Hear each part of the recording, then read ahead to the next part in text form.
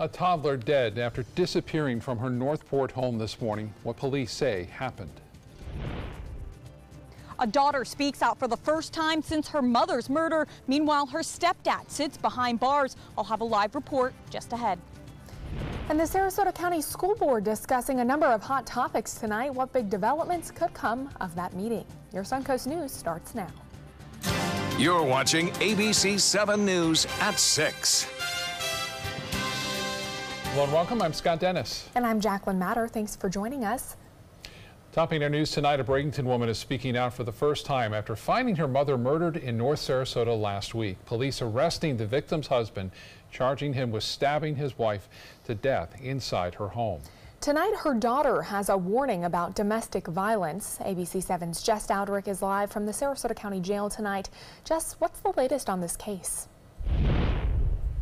Lauren Sikora's stepfather is here at the Sarasota County Jail accused of killing her mother. And this isn't the first time he's been here. About a month and a half ago, Sarasota Police Department arrested him for trying to strangle Blanca Sanders, who he allegedly ended up killing. Now tonight, the daughter has a warning about domestic violence.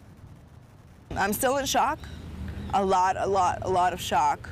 Laura Sikora was the one who found her mother, Blanca Sanders, murdered in her home. But Sikora won't talk about that day or the investigation into her stepfather, Spencer, because she wants the community to remember her mother for who she was, not how she died. I feel like she would want people to know how caring and loving she really was. Sikora not only lost her mother that day, but also her beloved dog. The police found her. I didn't. She was in the house. I don't know exactly what happened. All I know is that she was paralyzed and I had to put her down because I didn't want her to suffer anymore. Sikora can't change the past or bring her mother back, but she has some advice for others going through domestic violence. If you guys, are going through anything, doesn't matter if it's domestic violence or mental or physical or emotional, there's always help. According to the Child Protection Center in Sarasota, 1 in 4 women are victims of domestic violence. As a community, it's really critical that we remind ourselves it's easy to say, why doesn't he just leave, or why doesn't she just leave the situation and get out of there? And it's incredibly important that as a community, we always remember that the offender, the abuser, is the one who is responsible for domestic violence, not the victim. It's not their responsibility to leave. It's the perpetrator's responsibility to stop behaving abusively. Blanca Sanders is from Hungary, and that's where her daughter wants to lay her to rest. She has started a GoFundMe account to help pay for the cremation and getting her ashes overseas. There's a link to that on our website, mysuncoast.com. Also, if you're struggling with domestic violence, there is a list of resources on our website as well. Reporting live in Sarasota, Jess Dowdrick, ABC7, your Suncoast News. All right, Jess, thank you. Police in Northport are investigating the death of a toddler today. They say 20-month-old Ava Perry was playing with her sister in the backyard when she disappeared. They found her shortly after in a canal about half a mile away from her home. Police think she got swept away by the stream in the canal behind her house. When police found her, she was still alive but died as she was rushed to the hospital. The Holmes Beach Police Department is asking for more cameras to fight crime. Late last month, the department encouraged homeowners and businesses to register their surveillance cameras to help investigators locate video of a crime if it was caught on camera. Well, now the chief is pushing for new cameras that will read and recognize license plates of the vehicles as they drive on and off the island. Police hope the plate readers will help solve crimes throughout the island. He says the idea came from the success of other cities that are using these cameras. I was with City of Bradenton when we implemented LPR cameras in Bradenton.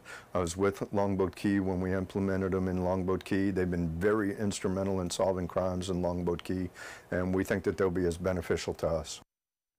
Chief Tokinger says the readers will cost around $100,000. The police department should know if that funding for the project is approved at a budget hearing in late September. All right, well, let's check in with Chief Meteorologist Bob Harrigan for a look at our first alert forecast this evening. Bob? And good evening, everyone. We are looking at another camera here facing out over into the Gulf of Mexico from Casey Key, and you can see the seas generally less than 2 feet out there. Once in a while you'll see a shower or two off in the Gulf make its way toward the coast, and they haven't had much success of bringing rainfall to Casey Key or anywhere on Siesta Key, but Anna Maria Island, different story. We have a trough of low pressure in the atmosphere. You can see it diving into the southeast right now. Quite a bit of activity stretching from Arkansas all the way over to the Carolinas right now. And then heavier rain earlier near Jacksonville. The high pressure ridge has positioned itself a little bit further south. And what we're seeing is this onshore flow, which brings us that high dew point, high relative humidity, which makes it feel all that much warmer outside. We had one storm move through, produce some lightning in Anna Maria about an hour ago. Another one now is developing and moving right across Tampa Bay toward the Sunshine Skyway Bridge. There have been some lightning strikes out ahead of the actual rain band, so these are popping up pretty quickly too. Every 15-20 minutes we've seen a few, and this one up to nearly 40,000 feet, and that has the ability to generate lightning. Not much else going on near the coast. We'll have more in our forecast in just a few. Back to you. All right, Bob, thank you. Breaking news now out of Palmetto. We're learning now that a staff member at the Palmetto Youth Academy was accused of kissing one of the kids that attends there. According to the Department of Juvenile Justice report released today, the incident happened last month. The accused staff member has been assigned to a different unit while they finish their investigation. Both the staff member and the student have denied any wrongdoing. It has been a challenging few months for the Sarasota County School Board and the district's superintendent. Right now, the board is having its annual review of Superintendent Todd Bowden, deciding if he's fit to remain in his position. ABC7's Taylor Torregano is live at the school board chambers with an update on how it is all playing out. Taylor? Good evening, Jacqueline. Scott, just minutes ago, the board gave Superintendent Todd Bowden a rating of 2.7 out of 5. They say this is between developing and effective. And tonight, they're rehashing all of the positive and negatives over the last year, trying to determine the best way to move forward. I think this has been a challenging year. School board chair Bridget Ziegler was hesitant to say how she would vote when it came down to the job Superintendent Bowden has done, but she did admit this journey hasn't been easy. It seems that there has been, for lack of a better term, almost crisis after crisis after crisis. The most recent, tensions between the board and Sheriff Tom Knight that rose quickly as the deadline neared to pin down a school safety plan by August. We have to be collaborative. The past is the past, and we have to move forward for the benefit of the students, and that's what we'll do. The executive director of public safety says though he wishes there was more time, he is confident in this decision to start a new police force. In our modern society today, we face asymmetric threats from all angles, and so I think that having our own law enforcement agency in partnership with other agencies and our systems approach, that gives us a comprehensive, sort of holistic approach to protecting their schools. Now, the board is currently discussing the superintendent's base pay, considering the possibility of a pay increase for next year. I'm reporting live from the board chambers. Taylor Torregano, ABC7, your Suncoast News. Taylor, thank you. A follow-up now on Sarasota City Commissioner's decision on whether to raise property taxes. The proposed budget is more than 13% higher than last year. And based on yesterday's meeting, homeowners would pay an additional $18 a year, about $1.50 per month. The extra tax dollars would help pay for recreation facilities like Arlington Park, the Centennial Boat Ramp, the Payne Park Tennis Center, and others that will now be run by the city. Yesterday's meeting was just a preliminary meeting. 2 public hearings on the proposed budget are scheduled so that voters can voice their opinions.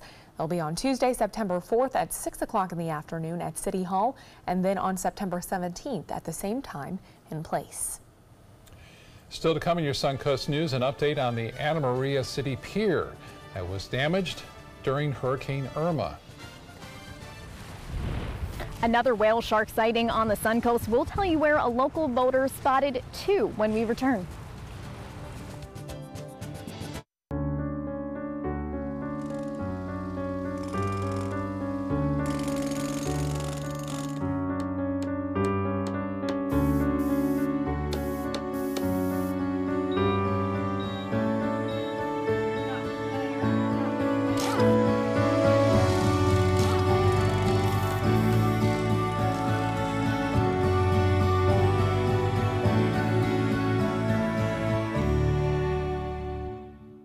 Outdoor living is one of the greatest perks about living in Florida. So whether this is your style, or this, or maybe this, contact Superior Pools. They've been building pools from Sarasota to Naples since 2001, and they would love to build yours.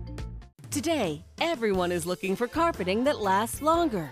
G. Fried has you covered with Karastan. With a legacy of quality and integrity, we provide you with a huge selection of Karastan carpets with exclusive lifetime limited warranties. All installed by our highly skilled, highly knowledgeable team. Come ask us why Karastan is the best and most durable. G. Fried Flooring America. Our world is at your feet. Did you know that a dirty Cpap system can make you sick? If you knew what could be growing in your mask and hose, it would keep you up at night. Now SoClean.com has released the world's first and only automated hands-free Cpap cleaner and sanitizer. With its patented design, SoClean is fast, effective, and hands-free, killing 99.9% of all Cpap germs. Try SoClean now through this special TV offer free for 30 days. Just call 800-604-0398. My health has improved. It's simple to use, and I'm not worried about infections. SoClean works on all Cpap machines and popular masks, destroying Cpap bacteria, viruses, and germs without the daily hassle of washing your system by hand. Just place your mask in, close the lid, and in just minutes, voila! Sanitized and ready to use. Try SoClean risk-free for 30 days. This is a limited time offer. Call now, 800-604-0398. Or visit SoClean.com today. The following message is brought to you by Mesobook.com. People who have been diagnosed with mesothelioma have many questions. How did I get this disease? What are my treatment options? How will this affect my loved ones? You need answers, which is why we offer a free book written by medical professionals who have treated mesothelioma. Call toll-free at 1-800-777-1366 or go to Mesobook.com. Outdoor living is one of the greatest perks about living in Florida. So whether this is your style, or this, or maybe this, contact Superior Pools. They've been building pools from Sarasota to Naples since 2001, and they would love to build yours.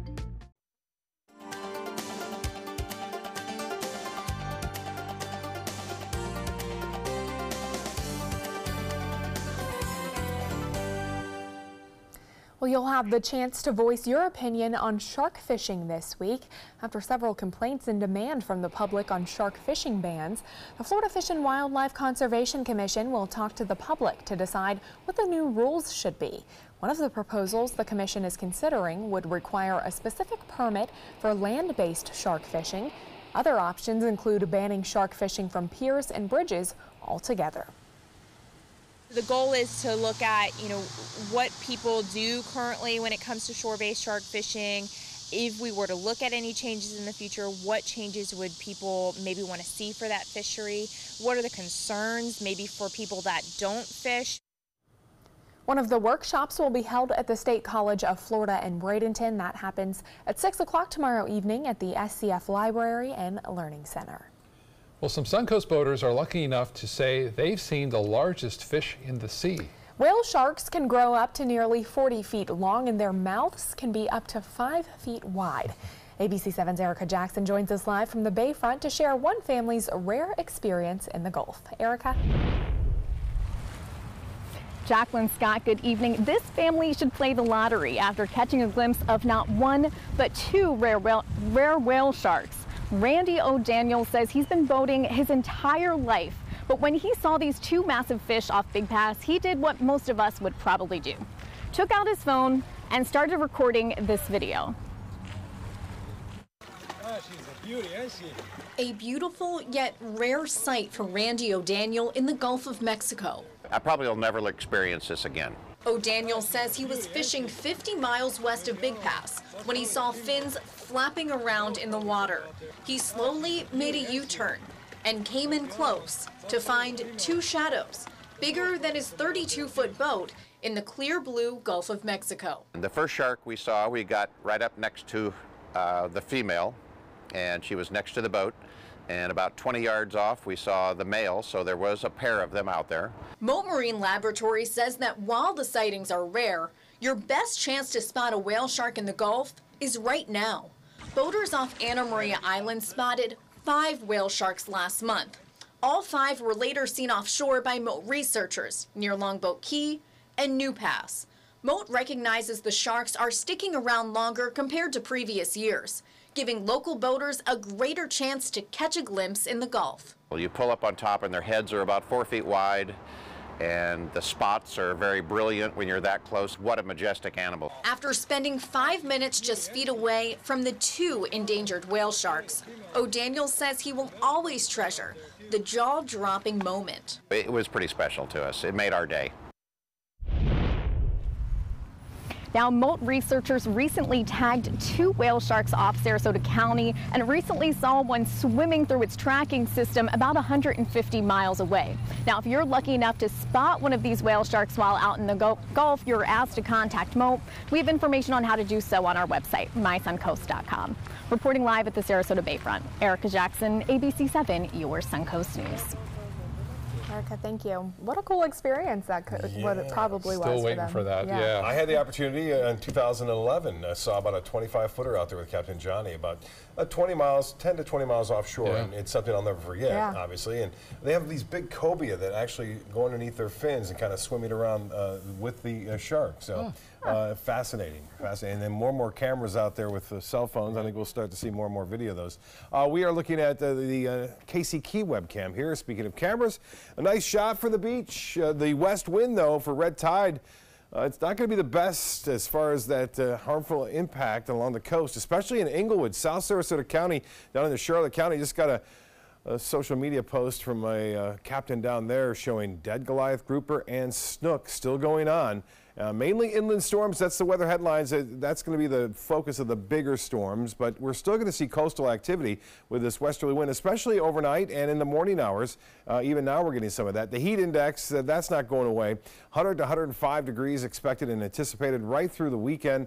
And as far as the storms go, as I mentioned, there's a chance for these showers and even a few thunderstorms along the coast, but the activity is moving pretty fast at around 15 miles an hour. They're not sticking around that long, but the thing is that they're just popping up within 10-20 minutes of the last radar snapshot. You can see we had a little bit of activity in Anna Maria Island earlier, right around 4 o'clock or so. You'll see that storm build up and then push on through. And then another one has popped up right there in Tampa Bay, approaching the Sunshine Skyway Bridge now, producing some lightning. Here's a bolt outside of the rain near Robinson Preserve, also raining now near Cortez, and looks like all the way to State Road 64 and 75th Street in northwest Bradenton. You can see that rain pretty heavy now. There's 75th Street, and it's going to push out pretty quickly, and you can see near El Conquistador Parkway some rainfall. This all kind of heading in this direction. West Bradenton, Cedar Hammock at around 6:30. It should be overhead. Bradenton around 6:35 as it moves to the northeast at 10 to 15 miles an hour. We had one lone shower south of Venice earlier. That has since dissipated, but you can see spotty showers near the coast earlier today brought some rainfall, the heaviest rain by far over northern sections of Hardee County. Well, with this trough of low pressure in place, we can expect this onshore west wind, and this is at 5:30, 7 o'clock, and then 8 o'clock in the morning, moving onshore. So spotty showers to start the day off, a little bit more activity inland, and then more storms developing even in the evening hours. Thursday does not go anywhere. The heaviest rain by far to the north of us along that trough of low pressure, where there'll be a little bit more lift. But even some showers here will contain some moderate to heavy rainfall at times because the atmosphere is really moist at this point all the way through all the significant levels there. The trough of low pressure will continue to hang in the southeast for the next several days all the way through the weekend. It's 88 now in Sarasota. It feels like about 100 degrees though, and temperatures have cooled a little bit where it has rained, but not much. And the Gulf water temperature at 88 degrees, 87 in Cortez, 89 in Arcadia, and 89 in Northport. One thing to note, overnight low temperatures will be unseasonably warm due to this west wind. Right now it feels just about 100 degrees, so it's gone down a little bit for the past hour. Rainfall we could use a little bit. We're about a half inch below average for the month and over 2 inches for the month. I should say a half inch for this particular month. 104 in Dallas. It's 73 in Kansas City, but a bit cooler there over the Central Plains states. 105 expected in South Texas tomorrow. The boating forecast tomorrow, winds will be out of the southwest. Start off pretty light, 5 to 10 knots. It'll pick up to 15 knots in the afternoon. and you may have to dodge an occasional shower out there in the morning. So our rain chances stay at 40% on Wednesday and Thursday at any time during the day, but more numerous in the afternoon inland areas. Our rain chances dropping a little bit on Friday. They'll still be around, and then by the weekend it drops to 20% on Saturday and then back up to 40 on Sunday. Back to you. Thank you, Bob. Manatee County will offer up 10 sandbags per household for people who are looking to prepare for severe weather. You can pick up the sandbags on July 28th from 8 a.m. until noon at the county's new transit facility, or on August 18th from 8 until noon at the Bradenton Area Convention Center in Palmetto. The city of Anna Maria is now in the beginning stages of dismantling the iconic pier that was destroyed by Hurricane Irma. One by one, planks are being removed, the pier fenced off as construction workers demolished what is considered the heart of Anna Maria. With renderings of what the new pier will look like, Anna Maria Mayor Dan Murphy says it will be a solid structure with strong planks and concrete pilings that will last another 100 years.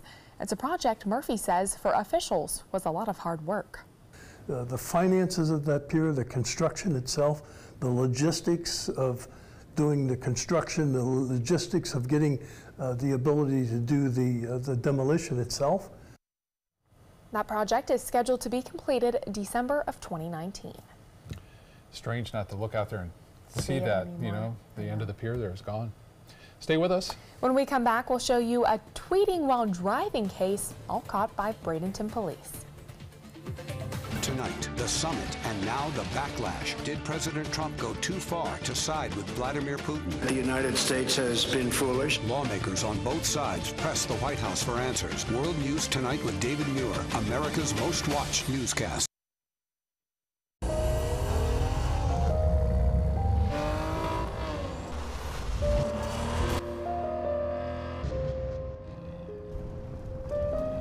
You want a Maserati,